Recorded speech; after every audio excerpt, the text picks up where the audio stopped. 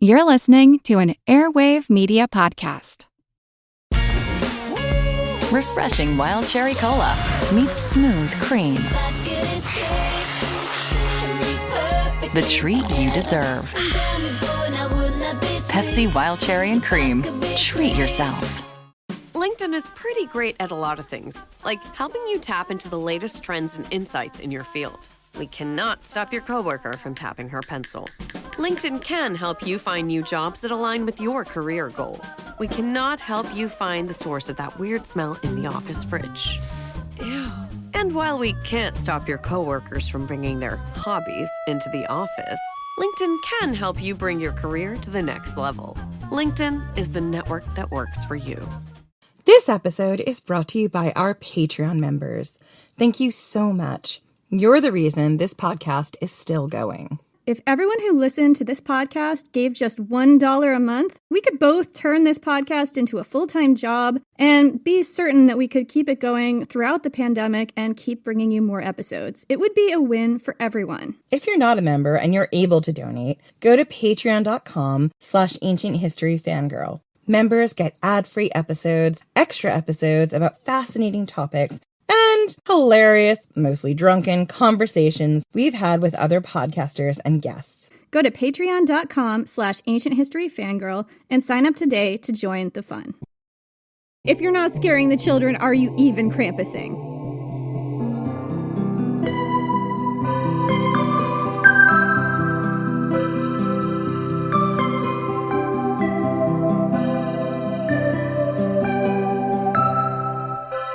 Ladies, Christmas fans, this one goes out there to all of you. All of us who work so hard to make Christmas the wonder and magical time that it is. And the reality that no matter how hard we work, someone, somewhere is judging us.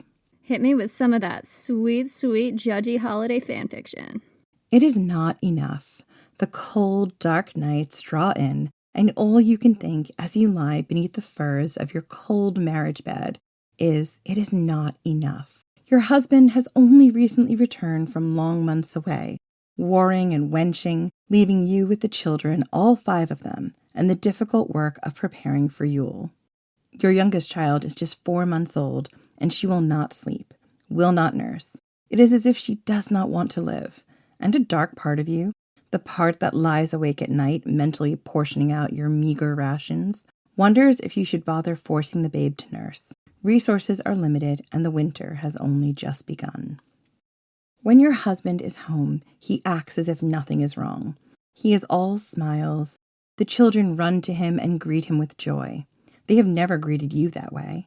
He has been very successful on his last campaign and has brought home luxuries that will make the winter easier. They will make Yule special, but they will not last forever. And then he goes away again, before the times get too lean, before you have to make difficult decisions again. Your house is a mess. You and your 2 oldest daughters have done nothing but spin flax. You've worked hard to get the spinning done before Yule, but there are still scraps and bits of flax all over the floor that you know you've left unfinished.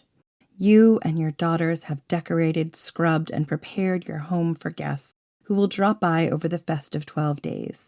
Your hands are cracked and raw from the cold water you've been using to cook and clean, and yet you know there is still so much more to do. Your sons have been raiding the larder all week, dipping their hands into the freshly churned butter and trying to sneak off with double portions. They have been impossible to corral, refusing to do their chores and leaving you and your daughters to pick up the extra work. Your voice is hoarse from begging the boys to help. Your husband has been encouraging them, telling you that you worry too much, that it is nearly Yule. Let them have a little fun, a little extra. They are growing boys. But you know the truth. There is no little extra. After the feasting is over, after the drinking and celebrating is done, there will be precious little to last you through the dark winter.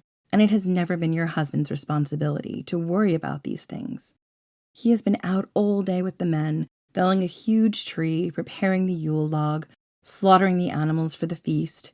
He does not know what it is like, trapped in these walls, knowing that every joy you have now, you will have to pay for later on. Your husband finally comes in for the night. He sinks into bed beside you, heavy with drink. He drapes a strong arm over your hip, and you find yourself leaning into him, wanting this comfort, wishing to tell him all your fears, to hear him tell you you are an exceptional wife and mother. Maybe you'll wear your hair that way you haven't worn in years. You close your eyes just for a minute. You don't know how long you doze, but you know what wakes you. The dancing light across the sky. It flashes across the room, unearthly blues, greens, and purples. Then you hear the wind and the calls upon it, the sounds of the wild hunt, and you are totally still, your husband asleep like the dead beside you. You hear the sound of something, a tree branch, or maybe long, scrabbling claws, scraping against the side of your window. You hold your breath. You pray it isn't her. You pray that you have managed, against all odds, to have kept your home and your family up to her exacting standards. You pray that she will be merciful. You hear the window slide open, and you are utterly frozen. Your limbs won't move. You are pinned to the bed. You can barely draw breath. You see the long shadows stretch across the floor, the twisted shape, the hooked nose, the glint of the knife in her hand, and you know there will be no mercy. I'm Jen McMenemy. And I'm Jenny Williamson. And this is Ancient History Fangirl, the creepy seasonal edition. Creepy seasonal! So apparently we're now combining Halloween and the holidays to bring you the creepy seasonal holiday dream episode of Jen's Dreams. It's like a fever dream for me. I love it so much. That whole intro was absolutely a fever dream. This year, we decided that the holiday season wouldn't be complete without a mythological foray into one of the most famous characters of the festive season, the Krampus. The Krampus. Oh yeah, I give him the formal title. The festive holiday demon. And I know that some of you listening, you Christmas nerds or festive nerds like me, are saying, wait a minute, the Krampus isn't ancient. He's kind of modern, and you're an ancient history podcast. Also, everyone knows about the Krampus, the demon of Christmas, the festive holiday demon. So why on earth are you covering this well-trodden topic? Why? Okay, let me school you in the art of the Krampus. Thank you. First, Krampus's roots are very ancient. Second, wait until you hear the wild things we uncovered about him, and then make your judgments about how well-trodden this topic actually is. We predict that most of you are going to learn a thing or two, even if you are full-on Krampus groupies. Look, I went for the deep cuts here. You're going to learn something. That's what this podcast is about, really. It's about that nerdy deep dive that like anyone else would tell you and you'd be like, that's real nerdy. And then we tell you and you're like, that's real dark and interesting. And also real nerdy, but dark and interesting. So... A few years ago, I love how you gave me this one paragraph, which is all about your research methods. I know, but the problem with it was, like, otherwise I'm just, like, talking for, like, 20 minutes. I'm going to tell you all about Jen's Krampus process, okay? How she arrived at having to tell you guys about the Krampus. So a few years ago, when Jen was researching our Yule episode, which I believe went up 2 years ago. Yeah, because last year was Mithras with the pee drinking. So anyway, a few years ago, when Jen was researching our Yule episode, she came across a mention of Krampus. And being the insufferable Christmas nerd that Jen is, because she is, oh my god. I can't help that you don't understand my deep and abiding love for Christmas. She loves Christmas, you guys. I totally understand that this is a hard time for people. And what I love about Christmas and what I love about Krampus in particular is that, like, you can find some real dark, creepy ghost stories. And just, you know, if you don't like the Hallmarky, lovey, all that stuff, lean into the dark of the season. It's the dark. The goth of Christmas, really. Yeah. So Jen, being the Christmas nerd that she is, already knew a lot about Krampus, but any chance she could get to go down a mythological or historical rabbit hole, you know and I know that Jen is going to have to take that historical rabbit hole, and we're just not going to see her again for another 2 years. That's how it works. So she found out a lot about Krampus. So much that Jen knew she couldn't put him into the Yule episode because that episode was already crammed with fascinating characters and stories, and Krampus would have made that episode like 3 hours. So we knew we had to make it a different episode. Yeah, and also, aren't you happy that it's not in that episode? 2 episodes! I got to do a whole blowing up of the Krampus's life. I agree. I think at this point, because we're weekly, we need 2 episodes whenever possible. So anyway, Jen bookmarked the research she found on him, and she decided she'd come back another day, i.e. maybe in 2 years. And when I came back to the story of Krampus, I was surprised by just how deeply the origins of this ancient holiday demon are rooted in the celebration of Yule, the ancient Yule celebration. So, without any further bigging up of my research abilities and me as a person, let's discuss the Krampus. So I do want to pause for a second and talk about what are we drinking right now. Jen, are you drinking the legendary White Rabbit? Is it going to be that kind of an episode? Well, after being not too tipsy for Mithras and talking a lot about pee drinking, I decided, because so many of you have tweeted us how much you loved how tipsy I was for Yule, that this year I would once again imbibe in the legendary White Rabbit. She's indulging, you guys. How excited are you? I'm excited. In fact, I started drinking an hour ago just so that I would be on the same level as Jen when we started recording. I have literally had half a drink. Jenny is trashed. I am not trashed, but I am tipsy. Right. Can we tell them about who the Krampus is now? Yes, please. Tell us who the Krampus is. Before we go too far into the ancient roots of Krampus, let's dive into the modern Krampus. In modern culture, Krampus is the demon of Christmas, primarily from the folklore of the Central and Eastern Alps. He is terrifying to behold. He's huge, very tall, with horns, tusks, the hairy body of a goat man, and a face that looks like it's perpetually locked in a scream or a snarl. He looks exactly like a cross between a satyr and the Christian devil, but really, really big. He's got a super long tongue. His long tongue is real wild. The Krampus, would bang or not? Check yes or no. Oh, the Krampus knows how to use that tongue. So, the Krampus is a companion to St. Nicholas, or Father Christmas, or Santa Claus. He roams the earth on Krampusnacht, or Krampus night, which is December 5th, and that is the night before St. Nicholas Day. While he roams the earth, he leaves coal in the shoes or stockings of bad children. Yes, that coal is from the Krampus, not Santa Claus. So question, St. Nicholas Day is December 6th? Is that like a Christian feast day? Yes, it's the Feast of St. Nicholas. He's a Christian saint, I believe, yeah. That is totally not at all like a significant date in my Christmas lexicon, personally. But I'm a heathen, so... I mean, it's not either. I feel like the Feast of St. Nicholas is a lot more celebrated in the Alps and Germany and Bavaria and those areas. So, it is a much bigger thing there. Yeah. So, the Krampus's job is to scare children into being good. He's not inherently an evil creature, but he certainly plays one in holiday parades. You can see the Krampus alongside Father Christmas, or, Santa Claus, marching side by side in holiday parades in places like Germany, Switzerland, and Austria, to name but a few places. And there's a reason for that. Father Christmas, Santa Claus, is the good or light side of the holiday. He's the joy and the presents and the brightness. Krampus is the darker side. He's the dark, long nights, the wild, howling wind, the terrors of the outside creeping in, that asshole who's keeping an eye on what you're doing with your life and judging you if you put a toe out of line.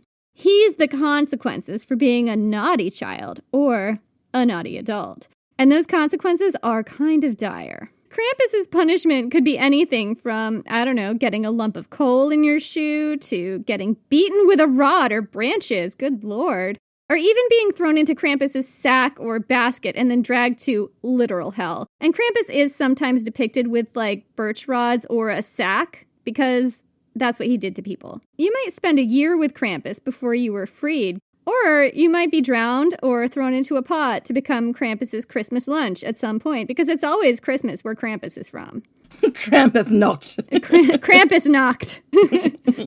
So, Krampus has been having a huge comeback in popular culture over the last 2 decades. I do feel like there was a period a few years ago where Krampus was real big. He was huge, and I remember thinking, we should do an episode on him, and then I was like, nah, he's too big, let's do something else. So after a period of demonization by the Christian religion, this dark side of Yule is finally returning to the spotlight and sharing the true meaning of Christmas, the impending wild hunt and demonic invasion that can only be stopped by good behavior and porridge.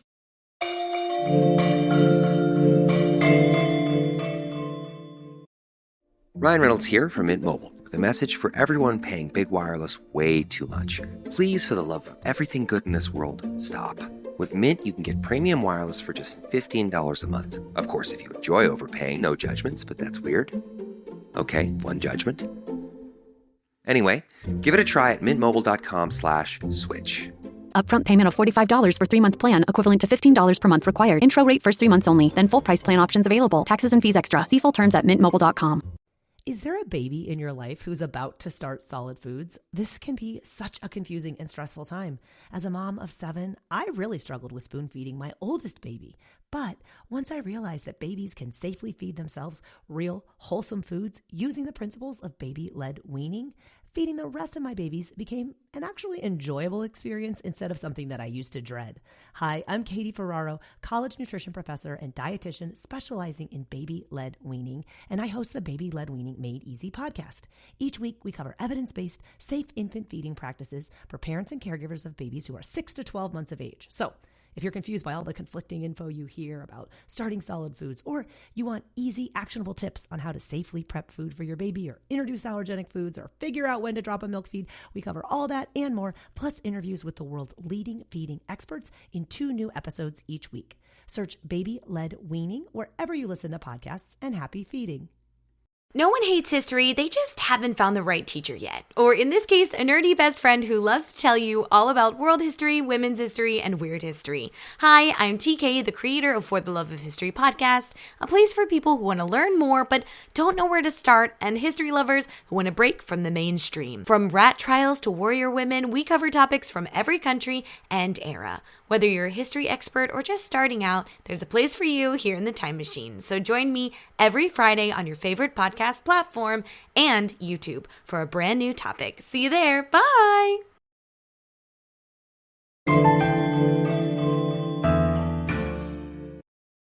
So Krampus's roots are muddled.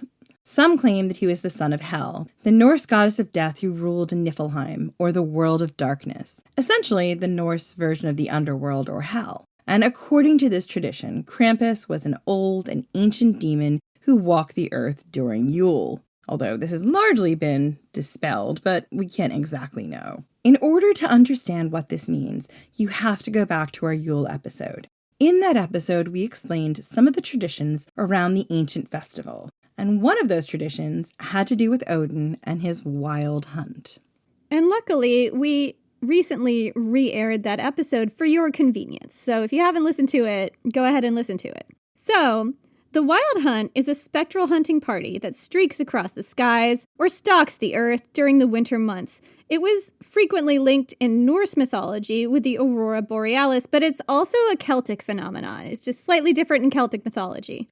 The otherworldly hunting party of Norse legend is led by Odin in his great black hat with his long white beard and one eye. He's kind of like a one-eyed Gandalf. He's kind of like an evil Santa. That too. Riding his 8-legged spider horse, followed by a contingent of demons, spirits, monsters, gods, and goddesses. If you get caught outside at night during the wild hunt, it's possible that you would be taken up into it, perpetually forced to reenact the hunt for eternity. It was kind of like a time loop. It was a real fear in ancient times that you could be caught outside at night and wind up a part of this haunted spectral horror show. And this fear was probably linked to the dangers of being caught outside at night during the long, cold Scandinavian winters, which might mean freezing to death from exposure, getting lost in the woods, and being eaten by wild animals, or worse. What is the worse? I don't know, but I'm sure there's worse out there. Falling through some ice. Being taken up into the wild hunt? I'm sorry, that doesn't sound like fun to me. These are all things that could happen to you in the woods in the wintertime. Between unexplained disappearances and the screaming wind that howled around the eaves during harsh Scandinavian winters, you can see where the idea of the wild hunt came from in mythology. Oh, yeah. I mean, we both grew up on the east coast of America. I grew up on Long Island. And when you get some of those storms that come in and rattle your house, like our house used to sound like a train was like running through it and screaming like a train whistle when we get these really awful nor'easters. And like, obviously we knew what that was, but if you didn't know what that was, you could see how it'd be scary. If you have this mythology attached to it, yeah. Even as a modern person, I've had many times where I've wondered, like, is my house going to make it through this? Like, 80 miles an hour, that's a lot of wind and a lot of rain. Like, are we going to be okay? So the wild hunt was probably an explanation for those who were lost to the brutal winters, the elements and the wild animals that most likely roamed closer to people in search of food during the dark and desperate months. And according to legend, one member of the wild hunt, a creature caught flying across the sky or touching down to earth to devour the occasional mortal, was our pal, the Krampus. But here's the thing. He's not exactly our pal as we recognize him today. It's actually possible that the Krampus we know of now, the horrifying goat man, was originally a goddess. Some folklorists believe that Hel wasn't his mother. Modern scholarship actually links the Krampus more closely with the Yule goat and a particular alpine goddess. To understand what we mean, we have to tell you about the ancient goddess Perchta. Perchta is an ancient, fascinating goddess. Her mythology was most likely solidified during the early Middle Ages. She is a combination of Germanic, pre-Germanic, possibly Celtic, and Alpine customs. Perchta, whose name might mean bright one, is a goddess with a dual nature. She had two very different forms. One was a beautiful maiden with fair hair who glowed and essentially looked kind of like a cross between Freya or Frigga and Elsa from Frozen. She was otherworldly beautiful. Stunningly beautiful, of course she was. She was a goddess. She rewarded children who did all their chores with a silver coin in their shoes during the 12 days of Christmas or the 12 days of Yule, which is probably closer to what it would have been at that time. Yeah, it would have been the 12 days of Yule. Yeah. She was a goddess of spinning and paid special attention to the amount of spinning flax that women had accomplished over the holidays because, as much as she liked to reward, Perchta also had another side, a darker side. Perchta's dark side was all about the punishment. The other side of Perchta, often called Ugly Perchta, took the form of an old crone with a weathered and lined face that sometimes looked a little like a Krampus mask. She had a beaked, hooked iron nose, she was dressed in rags, she carried a cane, and she had one extra large foot. And if you failed to get your spinning done before Yule, a time when traditionally spinning would be done for the year, Perchta made a mental note to visit your house. If you were a naughty child who didn't do your chores and work, Perchta noticed. If your house was a mess, not clean and tidy for Yule, Perchta was ready to judge you. If you forgot to leave out a bowl of porridge for Perchta during Yule, you'd better watch out. Yeah, and I'm also going to add here, just in case you guys weren't picking this up, Perchta judged children and women. Her judgment was gendered. She was really quite harsh in her judgment, man. There was no room to be anything other than perfect. And to me, you see that a lot in the pressure we put on ourselves to have the perfect Christmas, to do everything right, to win at Christmas. Like, it goes all the way back to the ancient roots. I don't necessarily see any points where she judges and punishes men for doing things, but it was specifically about children either not behaving or not doing their work, and women who were not doing their work. Like women who were seen as slovenly, who didn't keep a clean house, who left their flax by the fire, whose children acted up, women who weren't domestic goddesses, basically. And also women who, in this instance, maybe didn't have control of their children. So they were in a situation where their children were just kind of running riot. And, if you got your children in order, your house would be clean. You'd run a very tight ship. But obviously, for many reasons, like we had in our cold open, sometimes that's just not how it works. We need to not put so much pressure on ourselves to be perfect, Perchta. Come on. Also, maybe the men could contribute a little here. Just a thought. Exactly. I gave the husband an excuse of being off warring, but a lot of times husbands didn't war. They were farmers. They were not going anywhere. So Perchta, why are you not judging them? So later, when Christianity started to overlap with the older pagan cultures, if you ate anything except a meal of fish and gruel on Perchta's feast day, January 8th, or the Feast of the Epiphany, it was on. That was like dropping your gloves and being like, come on, Perchta, let's row. So here's what punishment from Perchta could look like. Perchta led her own wild hunt during the 12 days of Christmas, or the days between Christmas and the Epiphany, or Twelfth Night. She had her own followers called Perchton, which is plural for Perchta, just in case you're wondering. And Perchta did not tolerate bad behavior. No, she did not. She especially didn't like people who'd been slacking in their work all year long, and women who were anything less than domestic goddesses. I suspect that the whole domestic goddess thing came later when Christianity began to creep into these traditions, but nevertheless, the stories go that Perchta liked it when you kept a tidy house and hated it when you didn't. During the 12 days of Christmas, or Yule, Perchta would visit the homes around the countryside. If you kept a tidy home, ate the appropriate food, left out a nice plate of porridge, definitely add in some honey and cinnamon or dried fruit because she likes a bit of a kick, she likes some dried fruit, put some effort in. And your kids were good, then you got a nice silver coin. You are one of the privileged special ones, one of the favored children. You got to see the bright and beautiful Perchta. But if your house was a mess, if you ate anything other than the right food on Perchta's feast day, if your kids were kind of a nightmare, well, then you got a visit from ugly Perchta.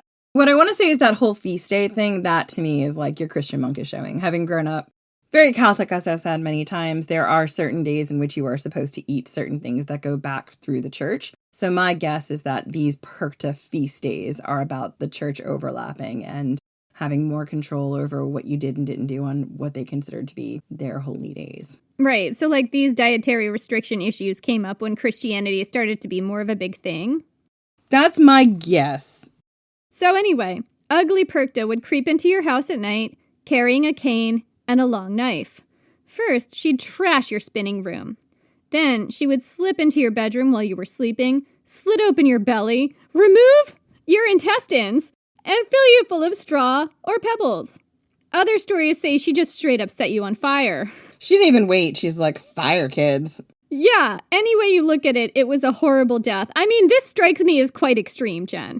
So it's probably worth pausing for a minute to think about the whole setting people on fire method of death. It's not difficult to imagine that during the cold winter months, house fires increased. And this was for lots of reasons, including the increased reliance on fires to keep your house warm, as well as seasonal things like the proliferation of flammable seasonal greenery and that giant Yule log that literally stuck out into your living room. Go and listen to our Yule log, our Yule episode, to get more of a sense of what kind of household we're talking about here. Yeah, the Yule log was so big that it was supposed to burn for 12 days. And in some traditions, it was an actual tree that had to be moved continually into the fireplace as it burned. And I'm sorry, that is a huge fire hazard. Yeah, and if you think about a log that has to burn continuously for 12 days, like that actually has to be a real giant log. Like I grew up in a log cabin with a wood stove that was basically the heat for the house. And like one log, like a decent sized log will last maybe a day, you know, with a good fire. Like it doesn't last for a long time. The size of a log that has to last for 12 days, I mean, that is kind of a small tree in my head. Yeah. And, you know, people are now cramped into tight spaces. You've got lots of people visiting. You may even have some of the animals in your home if it's super cold. There would be a real need to keep your house super tidy and to make sure that there was no flammable like substances like flax or wool near these open flames. And you'd have to have really good hygiene to keep disease from breaking out and to ensure that you were able to celebrate Yule safely. Because in reality, your home during the winter, but particularly during the Yule, was a petri dish for spreading diseases and illness and also a huge fire hazard. And without modern things like smoke detectors, it's easy to assume that an increase in house fires during the winter may have fueled the Perchta myth. So this is where the Perchta myth most likely comes from. Keep a tidy home. Tuck away all that flammable stuff, or else get set on fire. This theory does put so much pressure on women. But again, let's think about who was chronicling this story and who was perpetuating this myth. I believe you can easily see the Christian monk showing here. And I wanted to also just talk a little bit about going back to our Yule episode. I want to talk about children and Yule. And there's a lot of mythology here with children not being greedy, children not misbehaving, children not taking food that they're not supposed to have. And when we looked in the Yule episode, we had Grilla and the Yule lads. They each had a silly prank that they did, and it was all around various ways to steal food. Steal food, steal little things, leave doors open. I mean, very much the kind of stuff that you'd imagine little kids would do and then get yelled at by their parents. And, you know, it always reminds me of my grandmother and grandpa used to say growing up, whenever anything went wrong, all of us kids would be like, nobody did it. And they're like, this guy, nobody, really? They do all the bad stuff in the house. Who's this nobody? In some households, it was the Yule lads. Exactly. And that's kind of what we're seeing here. But what Perkta does, and her role here, is she's there to scare and punish children into behaving. And that makes a lot of sense, because at this point in time, there would be extra feasting and food and stuff going around, but there's never that much, you know? You're always worried what you have now you won't have later. Exactly, and I think that's what your cold open showed beautifully, like the worries of somebody who actually has to orchestrate all this stuff, thinking about whatever good time we have now, we're going to have to pay for later. Like, we're going to have a feast now, and we're going to have lean times for the next couple months to pay for it. These children can't just go around stealing food. And of course, everybody's hungry. The kids are hungry. They're going to steal food that they're not supposed to have if it's out in the open like that. Yeah, and I think one of the things that I had growing up as a kid is, like, I'm the oldest of three, and money was always tight. And, like, before Christmas, for the most part, like, it was peanut butter sandwiches for the month. There was a couple of times we might get, like, some nice treats, but the reality was, like, we were waiting until Christmas because all the money was going to having a nice Christmas. And I think, you know, that's a real thing that the Perkta is trying to enforce. Like, okay, you're not going to have nice things now, but you're going to have nice things in a couple of days. And I think in our modern society, sometimes we forget that. Like, Christmas is kind of a month-long orgy of spending and buying and doing. But, like, actually, for a lot of people, it was, like, kind of a month of things being really tight until the feasting happened. So that's what it looked like when Perkta visited your house. But Perkta didn't go out alone during Yule. As we mentioned earlier, she had her own hunting party made up of beings called the Perkten. So the Perkten, much like Perkta, were dual-natured. They could either be bright and beautiful, and in this form they were called the Sean Perkten, and they were said to bring good fortune and wealth to whoever they visited. But if you had been naughty, if you had been stealing that food, if you'd been leaving your flax by the fire and not keeping a tidy home, if you've been a kid leaving all those doors open and skiving off your chores and your work and just not doing what you had to do, stealing them sausages. Oh, those, now I want sausages, you know. You would so be an ugly Perkten target. That is when the ugly Perkten, or Shial Perkten, did I pronounce that right? Or Shiak Perkten, apologies to anyone from the Alps, or Shiak Perkten, would arrive at your door. These were creatures with fangs, horsetails, the bodies of goats, and huge tusks. These terrifying creatures were said to drive away evil spirits and demons, so as much as they looked scary, they were actually performing a service. They were helping to keep you safe from the darker creatures of the wild hunt, and these Shiak Perkten looked a lot like our modern depictions of Krampus. Hairy goat demon creatures with horns and tusks, long tongues, and terrifying eyes. It's very probable that Krampus is directly descended from the Shiak Perkten in appearance and Perkta in his deeds. In this way, Perkta and her hunting party performed some of the same roles as Father Christmas or Santa Claus, and the Krampus would come to embody in our modern times. Perkta both punished bad behavior and rewarded good behavior. She was a powerful figure in folklore, and she even had her own parade. And it's possible that, as we said, Krampus evolved from depictions of the ugly Perkten combined with Perkta herself. But that's not the only origin for the Krampus that has been proposed. Let's look at another way scholars have theorized that the Krampus came down the ages to us. Yeah, so basically the theoretical origins of the Krampus have three distinct roots. One of those roots is Norse, and it's like he's related to Hel, the goddess of the underworld in Norse mythology. The other is kind of Alpine, and that is that he's related to Perkta and the Perkten. And the third possible origin story is the one we're about to tell you. Thank you, Drunk Jenny, for the recap. Drunk Jenny is going to drunkenly explain what we just said to you. Hold up. So Perkta and her Perktens may be a clue to where the modern Krampus comes from. Is the modern Krampus derived directly from a dual goddess? Is Perkta maybe the original Mother Christmas? I'm throwing it out there. Mother Claus. A woman who did both the jobs of Santa Claus and Krampus? I mean, yes, obviously. But also, that's probably oversimplifying the complexity of the Alpine goddess. She did lots of shit, including leading a band of spirits to bless or terrify your village, as I always want to do in the winter. Who doesn't? However, this isn't the only possibility for the origins of the Krampus. The other place we may draw the modern Krampus from is the ancient tradition of the Yule goat.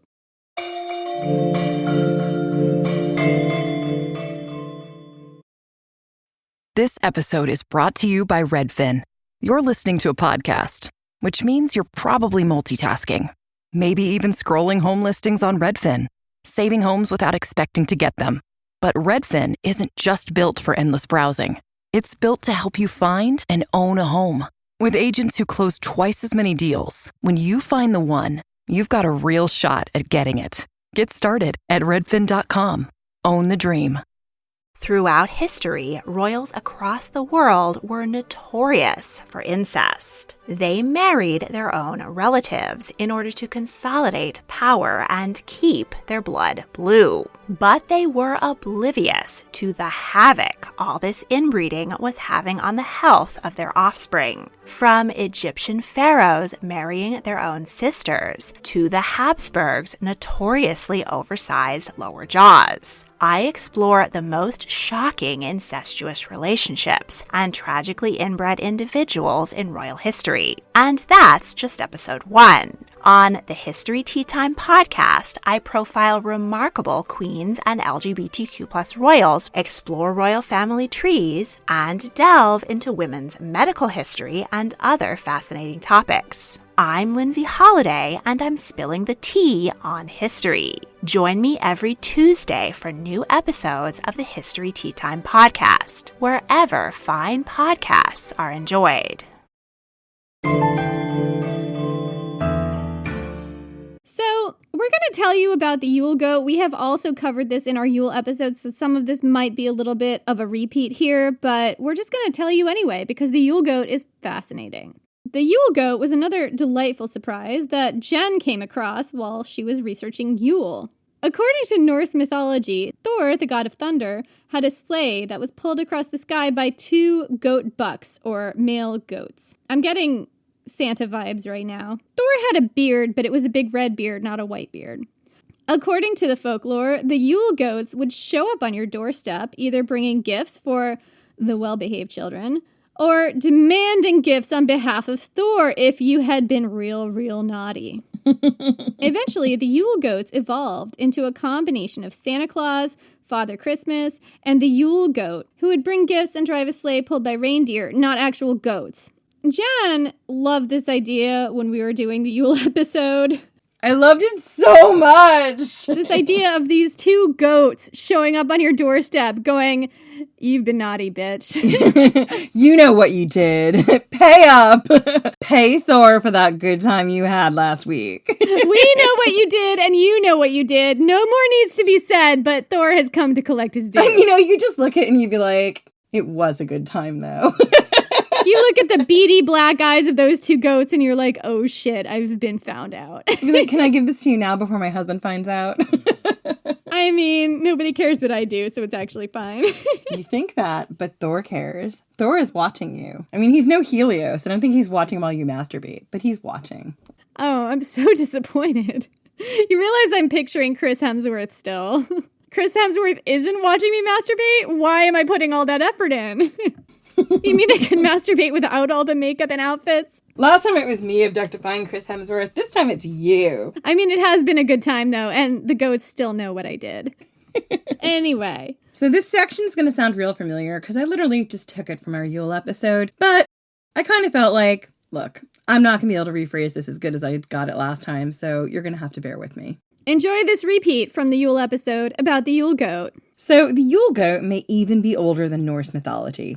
It's tied to an ancient Indo-European tradition where the last sheaf of grain from the harvest was believed to have magical properties. The sheaf was saved to be used in midwinter festival celebrations. In Scandinavia, this was also called the Yule goat or the Julebokken, among other things, such as an invisible spirit that appeared around Yule time to make sure the celebrations were being prepared the right way. Again, a little judgy. The Yule goat is now invisibly stalking you and criticizing your housekeeping. This is a real theme here. Especially in the winter. It's like, do you understand I have seasonal affective disorder? It's real hard getting out of bed and you're going to judge my housekeeping? Thanks. Yeah, it's not helpful. So in ancient Proto-Slavic tradition, the Yule goat was an actual goat. The god of the sun and the harvest, Devak, was symbolized by a white goat. The Kaleida festival, a pre-Christian festival celebrated in Russia and Eastern Europe, involved a person dressed up as a goat demanding presents. Coincidence? I think not. I think not. Thor is still watching you. Interestingly, the Yule goat shows up in Eastern European and Russian folklore too, which indicates a very old root. The ancient Germanic people lived in what's now today Eastern and Central Europe from the 3rd century BC onward.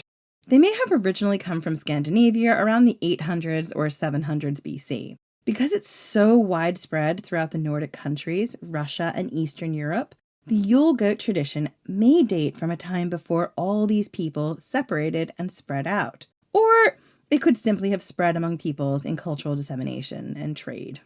So, there were some pranks associated with the Yule goat. People in pre-Christian Scandinavia used to hide it in each other's houses. If you found the Yule goat in your house, you were supposed to hide it in someone else's house without them knowing. The Yule goat was eventually incorporated into some Christian versions of this holiday. Images from the 11th century depict a chained goat man figure led by St. Nicholas, signifying the saint's control over the influences of Satan, which definitely is sending up all the Krampus vibes to me right now. So it's possible that maybe Krampus has a 4th root, and that root is sort of Christian in this way, in this weird way. I don't know. Well, that's the more modern. I think the reality is, by the time we get here, I would say he's come from all the way back from the Yule goat.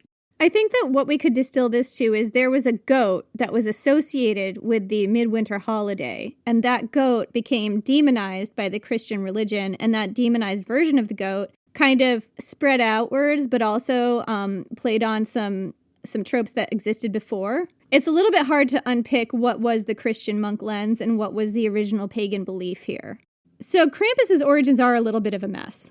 But no matter where the Krampus's origins came from, by the Middle Ages, he was deeply popular in the Alpine cultures, so much that, much like Perchta with her entourage of Perchten, the Alpine people threw parades that featured the Krampus. Essentially, when I was doing my research, the point of this was a lot of times the Christian community did not like this, but the Alpine peoples were no, this is a huge part of our culture and we're going to keep doing it. And sometimes they abided and put the Krampus in chains, and sometimes they just put a bunch of Krampuses there and were nope, screw you. The Krampus is the Krampus and he will be unchained for this set period of time.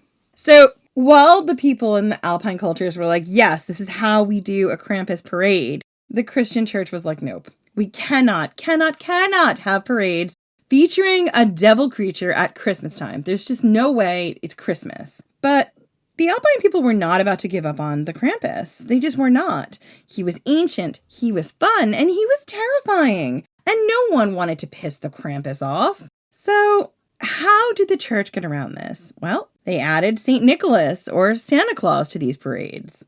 And the Krampus stopped being the headliner of the parade and became a sidekick of Santa Claus. No longer was the Krampus someone who brought merriment and laughs to the parade. Now he was just there to scare children into behaving. And Santa Claus, the guy with the toys and the church behind him, became the face of Christmas. But here's the thing. The Krampus is still beloved today.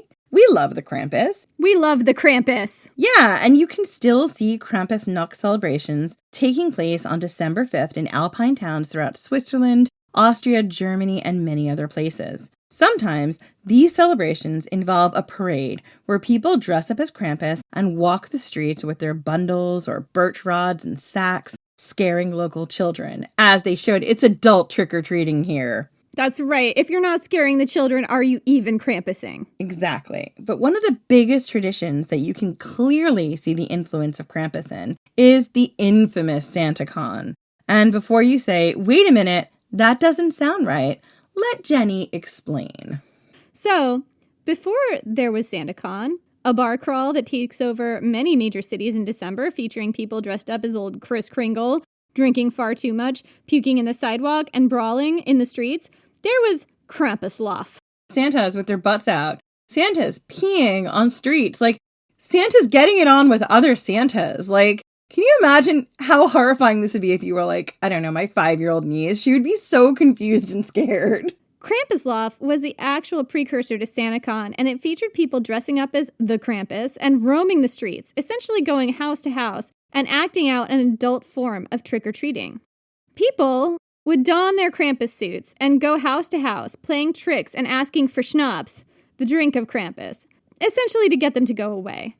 According to an article from Geek and Sundry, quote, Krampuslauf is where people get drunk, light torches, and roam the streets dressed as the hairy, horned Krampus. It's traditional to offer these miscreants the traditional Krampus drink of schnapps, which might be a good idea, especially if they're wielding some particularly nasty-looking branches. It's like a more creative, if no less vomity, predecessor to the increasingly obnoxious SantaCon.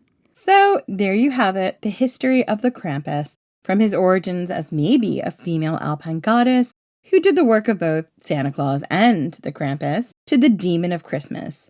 If you're looking for a way to honor Perkta, the Krampus, and the spirit of the wild hunt this Yuletide, might we suggest donning your Krampus suit or Krampus mask, as I have done for the recording of this episode, and going door to door asking for schnapps. It would certainly be one way to warm up on those cold winter nights. So that's it for this week. Join us next week for whatever we're talking about next. So in the meantime, catch up with us on social at Ancient HistFan on Twitter or at Ancient History Fangirl on Facebook and Instagram. And consider joining our Patreon. Consider joining our Patreon because we are considering watching the movie Krampus, the horror film that came out in 2015, and giving you our hot takes. Don't you want to know what we thought about that movie? Don't we want to know what we thought about that movie? So anyway, we have some patrons to thank. Apologies to anyone whose name we mispronounce. Lindsay Gamble. Lackle Rackle. Carissa. Just Carissa. Cambria Craig. Emily McKenna. Francesca Guanini. Rachel Eliason. Martha De La Roche.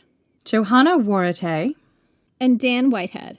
Thank you all so much. Your support as a patron is why we're able to continue doing this podcast. Thank you so much for your support.